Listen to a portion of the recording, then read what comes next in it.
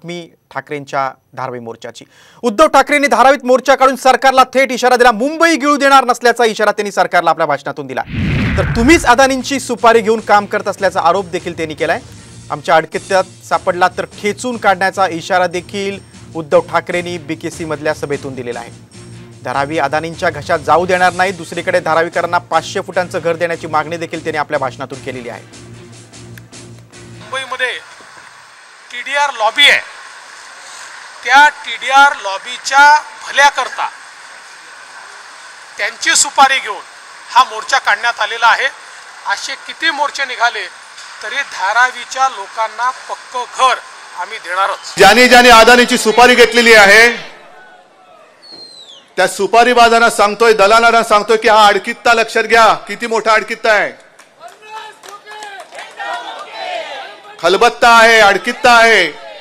असे चेचून ठेचून टाकू तुमची दलाली की पुन्हा तुम्ही अदानीचं नाव नाही घेणार। धारावीच्या गरिबांना घरच मिळू द्यायचे नाही आणि त्यामुळे या ठिकाणी हा प्रकल्प कसा डिरेल होईल अशा प्रकारचा त्यांचा प्रयत्न आहे।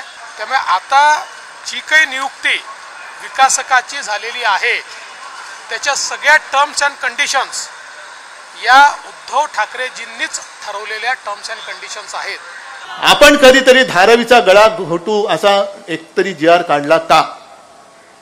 मग ते जे काय सांगताय 2018 साल 2018 आणि 2018 मध्ये आम्ही नव्हतोच, तुम्हीच तिकडे बसलेला होतात आणि आम्ही तुमच्या सोबत होतो। त्याच्यामुळे पाप असेल कोणाचं तर ते देवेंद्रचं आहे, आमचं नाहीये।